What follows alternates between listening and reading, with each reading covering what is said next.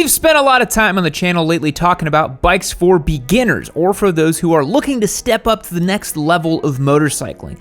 Everything from Ninja 400s and R3s to Ninja 650s and R7s. Just kidding, we never talk about the Ninja 650 and you shouldn't either. The only Kawi 650 I will allow within 650 yards of me is Spite's KLR, and I might make him park that thing behind the shop so it doesn't take up space or reduce our business value. Anyway, there's a lot more to motorcycling than beginner and intermediate motorcycles, even though we often say that you don't need anything more than that to have fun.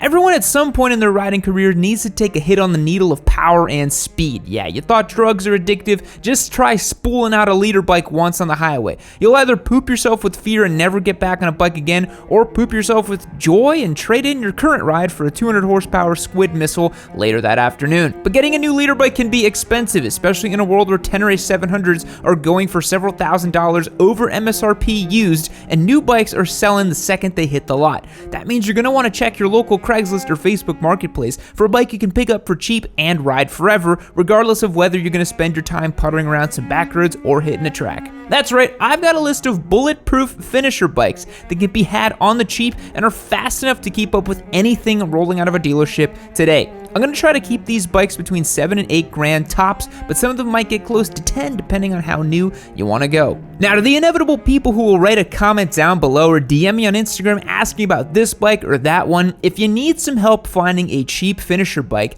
you've got to hop in on the Discord. Not only will you be able to get my 2 cents on the bike there, but we've got a community of thousands of riders, soon-to-be riders, and weirdos who don't ride but like bikes anyways. They'll be able to help you out with finding a bike, fixing it up, or even selling one if that's the way the winds are blowing. Regardless of whether you're a track rat, a dirt boy, or just a street squid, we've got you covered. Click the link down below and sign up on yammynoob.co. For as little as $5 a month, you'll get access to the Discord server, exclusive live streams, behind-the-scene looks at what's going on at Yammy Noob, and you'll get entered to win our giveaway motorcycles. Click the link down below and join up the community and get started. Let's start off strong with a capital K with the fastest bike on the list, because I know that's why you're really here. It's the Hayabusa. Of course, the Busa was going to be on the list. Do you even know who I am? I'm a newly minted Turbo Busa boy, when it runs anyways. The Busa used to be the king of speed. It sat atop a golden throne of speeding tickets and looked down its long, weird-shaped nose at all the plebs out there trying to hit 200 miles per hour and laughed. Unfortunately, 200 is not as hard to hit as it once was. God, that's a weird statement, but it's true. Liter bikes are breaking the 200 mile per hour barrier with just a flash nowadays, but that doesn't mean the Hayabusa is slow. It's still a god tier straight line missile. Most of the bikes you'll find in your local classifieds are going for cheap are probably going to be Gen 1s, in which case you forgot it has a 1298cc inline 4-pump down 175 horsepower and 102 foot-pounds of torquinos. That's the biggest torque number on today's list, by the way. You can pick up one of these for around 6 to 7 grand with some miles on the clock, as I did, but don't let that dissuade you. The Busa engine is unkillable, as I have almost tried to prove. There's nothing quite like riding one of these things and banging off gears thinking at some point you're gonna run out of power, but that moment just never comes. No matter where you are, there's a mountain of torque ready to usher you to go to jail in the blink of an eye speeds. But let's be real, you're gonna get bored eventually. We're all deeply broken animals, it's why we get on 2 wheels in the first place. Well, lucky for you, all you need to do is pop a quick turbo on the bike and you'll be making over 240 at the wheel safely. With only a few dollars worth of go fast parts, you can make upwards of 300 at the crank, and then if you run race gas, there's no top end power that you cannot make. In fact, why are you even watching this video? You already know that you're gonna get a Busa. You don't want to hear the other less fast motorcycles, do you? Okay, they're gone. Cool, now we can talk like normal people. Normal people probably realize that the Hayabusa is probably not the best street motorcycle to have for the rest of your days, so that's why I'm gonna recommend the Yamaha FZ1. I've talked about it quite a bit in our cheap bike lists, and that's mostly because it's so god dang cheap and basically perfect for the rider looking for an agile bike to tear up the twisty roads and commute to the office on. The FZ1 was built on the R1 platform back when Yamaha made the R1 and the R6, then detuned versions for both for the street. As you probably guessed, the FZ1 is the streetable version of the R1. It's based on the pre-2009 standard firing order 998cc inline 4, making 147 horsepower and 77 foot-pounds of torque. The frame was based on the R1s, though unlike the MT-10 which replaced it, the FC1 wasn't just an R1 with handlebars and an ugly front end. The subframe has much more of a chilled out angle to it, and you can fit bags to the back, making it one of the best sport touring options on today's list as well, thanks in part to its front end fairing with a big windshield that keeps the wind off your chest, unlike other naked bikes. Unfortunately, the FC1 is getting rarer and rarer each year, and the prices are going up, but you can find these bikes anywhere from $3 to $6 depending on year. Once again, don't let the mileage scare you. These things are kind of like the Energizer Bunny. But how about a track-ready option? Something that a squid could ride on the track, then cruise down the main drag of their town in first gear, inflicting the song of their people upon passers-by. You're gonna want a Gixxer. There's no two ways around it. They're cheap, they'll last forever, and they'll go like a stabbed rat. But which Gixxer should the aspiring track day junkie / flip-flop enthusiast acquire? Well, given that today we're talking about fast motorcycles, that rules out the 600 since 600s can't even hit 186 miles an hour. I'm sorry, 600 boys, come get a real bike and then we can talk. Something like the 750 or the 1000, for example. Gixxer 750 is probably one of the most affordable secondhand sport bikes out there since no one makes 750s, meaning there's not much of a market for it. You can find unmolested late model Gixxer 750s, meaning from the last few years, going for $7, a little less if a 600 boy got their mitts on one and covered it in anodized parts. The 750's pumping out 148 horsepower and 64 foot-pounds of torque, which is plenty to make a Gixxer 600 rider regret their life choices. But if you need a little more lead in your pencil, then the 1000 has 178 horsepower and 87 foot-pounds of torque. That's modern leader bike numbers, but at a fraction of the cost. You can get pre- and post-2005 model bikes for between $4 and $6, and if you're lucky, you might even find an 05 going for $7 or $8. Either way you go, you're going to have a proper track day weapon that you can depend on for years. I don't want to give anything away, because we do have a new giveaway bike coming up, but I'll tell you this, Gixxer 1000s, they're pretty fast. Number 4 is one for the dads out there looking to tour around the country, or countries if you're feeling ambitious. It's the Yamaha FJR 1300, baby.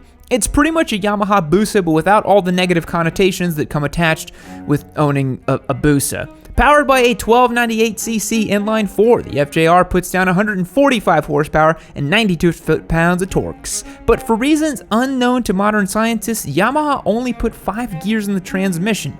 It's not like it really matters. I mean, an inline 4 is smooth enough already, and the engine is big, so it's not going to be screaming at highway speeds, but that's still a weird place to try to save some cash. It's also a shaft drive, which is nice for those looking for a maintenance-free experience. It's a sophisticated bike with a chip-controlled throttle, traction control, rider modes, and in Europe, a semi-automatic transmission. That never made it quite here in the States, though.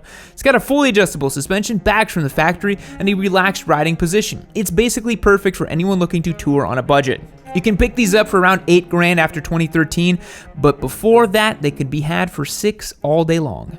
Now, I had to include a cruiser in here, much to my own chagrin, and while it pains me dearly, if you're looking for a cheap and fast cruiser that's also not a complete nerd bike, then you'll want a Dyna. God, just mentioning that sent a chill down my spine, geez. But Harley made roughly 1 billion Dynas in all shapes and sizes, so they're actually kind of cheap now. For Harley anyways. Now, what you're looking for is someone who made a club Dyna. Those guys basically all follow the exact same recipe. It's taller bars, 2-into-1 pipe, a tune, taller shocks, and sometimes a chain swap. That's a good way to identify someone who actually spent time trying to make their bike nice, as opposed to people who just let their bike sit in the garage for a decade. Post-2007 era bikes shipping with fuel injection had the 96 cubic inch V-twin putting down 92 foot-pounds of torque, and you really don't want to know how much horsepower. However, while its specs might not impress the sport bike contingent watching this video, it's pretty potent compared to other cruisers, and you might be able to find on Craigslist. You need to top it off with oil after every ride and keep the kitty litter under the bike, but those old air-cooled Harleys don't die. You can find Dynas going for $5 to $10 depending on what you're looking for and what it's got on it, but either way you slice it, you'll get 90% of the modern Harley experience at 1/3 of the price. Oh geez, I need a palate cleanser, so let's go from a bad air-cooled V-twin to a good air-cooled V-twin, the Ducati Monster. Wait, not all of them are air-cooled. Well, the point still stands. The Monster is Ducati's naked bike offering. You can find them going from 400cc's to 1200cc's, and the prices vary about as much. But for a general purpose, everyday Ducati, I can't think of a much better bike than the Monster 821. It's probably the version you're most used to seeing around town thanks to its usable power and comfy ergonomics and that classic trellis frame. The Monster 821 is putting down, guess what, an 821cc liquid-cooled V-twin, or L-twin if you're feeling zesty, doing 109 horsepower and 65 foot-pounds of torques. Sure, those aren't the biggest numbers on today's list, but the Monster is a fun and playful motorcycle thanks in parts to the fact that it's not putting down a face-melting amount of power. There's a phenomenon amongst motorcyclists where you start on a small bike and move to a bigger bike, then you get some crazy high-powered motorcycle. You might think that's what you want all the time, but after a while, you'll want something a bit more chilled out for a daily ride. If you find yourself in that camp, you can find 821 Monsters going for around 7 or 8 grand with low miles. Heck, if you're wanting something just barely out of the break-in, you can get 821s from 2019 for under 12 grand, but that's not very frugal. Last up today is probably the most expensive on the list is the Honda Africa Twin. These bikes are going up in price, but once the Tenere is widely available, you'll see Africa Twins prices come down again. I wanted to include at least one ADV in the list since more and more of y'all have been showing up in the comments. When it comes to the Africa Twin, I would recommend finding one previously owned by an ADV dad who put sport touring rubber on the bike, spent a bunch of money on farkles like bags and heated grips, put down a bunch of miles, and is now looking for a 1250 GS. You'll be able to find them popping up now and again for around 10K, which isn't too bad for an ADV bike. Remember though, those prices are going up from a week ago when the motorcycle market is still completely borked and everything's going for more than MSRP used. A little patience will go a long way with one of these. It'll be worth it too. The Africa Twin is putting down 100 horsepower and 77 foot-pounds of torque out of its 1084cc parallel twin. It's got adjustable suspension, switchable ABS, and all the tech and features you'd want out of a fancy pants ADV bike, and it's got a great sound. You'll just need to find some room on your handlebar for your cup holder. Fact: Barbie's full name is Barbara Millicent Roberts. Goodbye. Now, partner, I gotta tell you, it's real good seeing you here at the end of this here Yam and Noob video. It's me, Cowboy Yam, aka Yosemite Yam, back at it once again. And you click this video right over here. Do me a little solid, okay? You made it to the end of the video. Do me a little favor here. Click this video. Keep watching yourself some of this incredible Yam and Noob content. It's pretty good.